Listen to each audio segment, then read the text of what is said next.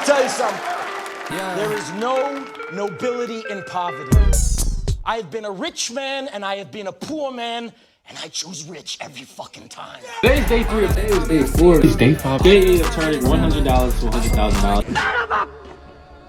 And this is the profits for the week. $400, $118 on CAD, Swiss franc. What if I turned $100 to $100,000 and then I won $1 million? You know?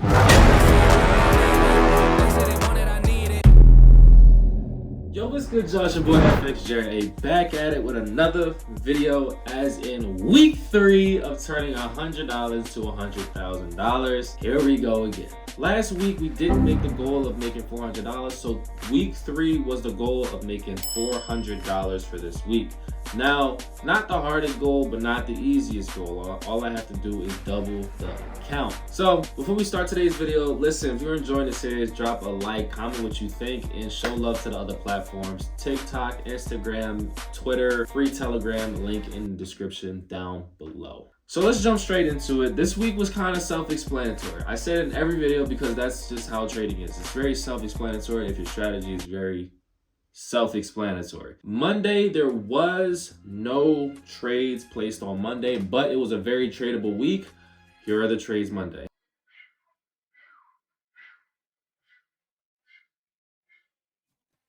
So since there was no trades on Monday, let's just jump straight into Tuesday. Tuesday, we had a $194 win, and it was on Euro USD at a very, you know what I'm about to say? You know what I'm about to say. Self-explanatory trade. Did you guess it? Did you guess it? Okay, all right, just checking. See if y'all learning. Price was at a resistance line that I definitely had interest on in selling, because again, it's a high time frame area of interest. It doesn't get any easier than that. Price is going to react, but the way I was looking at it, I wanted price to obviously have a trade rather than just react. A reaction is okay, it's totally fine, because it's going to do that anyway. It's just depending on how big the reaction is. I wasn't looking for a reaction, I was looking for an official trade. But no official trade was there. It was just a reaction, but I did end up making money that day. So price had a big push to the upside, pulled back down, had a pullback on the smaller time frame for a continuation to the downside. Self-explanatory. It doesn't get easier than that. Mind you, I'm just trying to avoid all the BS trades, all the trades that you think you can avoid, but for some reason you can't. That's my job right now. If there's a time to do it, it's now, because trying to grow a small account is no fun. Obviously, we ended up making $191 as I explained. And again, doesn't get any easier than that. Our balance ended up being $400. The weekly goal on day 2 of week 3. And as you can see, the fee is $4. Wednesday is another day, just like how Monday went. It was a very tradable day, but we ended up taking no positions. Just didn't see anything that was self-explanatory. There was trades out there. I just didn't take it because it didn't have the entry signal I wanted, and or didn't even do anything that I wanted it to do. Again, I'm very picky anyway. I'm damn near a perfectionist. I'm trying not to be, because when you're a perfectionist, you're going to lose out on a lot of opportunities. And it will help at the end of the day. I'm being very selective because, again, that's just who you should be as a trader. Pick the high probability setups, avoid all the BS trades. Wednesday was tradable, no trades placed. Thursday, it was a different conversation. Just like Tuesday, it was a $118 win, because once again, self-explanatory. It was a little bit more complicated, but it was self-explanatory. So price was going up to the upside, looking like a buy at first. But then price ended up pushing below, and the 4-hour ended up closing below the area of interest, pretty much matching what the previous candle looked like, but it was below area of interest. And this is a high time frame, well-respected area of interest, so I'm not going to question price closing below. I'm going to react to it accordingly, and me reacting to it accordingly forced me to not ignore the sell. It was forcing me to pay attention to the sell, but I still wanted the buy. Now, because I was focusing on the buy, I was looking for the 1 hour to have a break above for a pullback and a continuation, just like how I always look for. But price was not budging on that at all. In fact, price just did not go back up.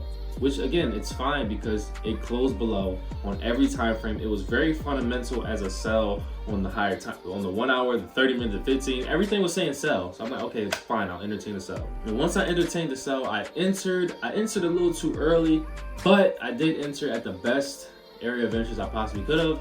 I could have gotten a better entry, yes, but the way it was looking, it looked like it was just probably gonna have a meltdown rather than a pullback. Price had a pullback anyway for it stalled for a very long time, and then it had a continuation to the downside later on in the day around 6, 7, 8 o'clock, and that's when I closed. If I'd have held it, it would have went back to the entry, but in the New York session, it did end up melting to my take profit max area, which is, as you can see, 0.62771. So all good, because again, we already hit our weekly goal and we just ended up adding to the weekly goal, which is totally fine. Again, this is going to keep us on schedule for possibly 10 weeks, 11 weeks to potentially complete this challenge. I'm not rushing, so I can care less if it's more. I can care less if it's less, okay? It can be 7, I can complete this in 7 weeks. I can complete this in 15 weeks. I just want to complete the challenge so I know personally I can grow with any size account. And then Friday, the day I'm actually recording this video, very tradable day for a loss. No loss occurred though because I didn't take any trades. Here are the options that were given at the moment. So we ended up trading for 2 days out of the 5-day week, $502. Here is the account history for my haters out there.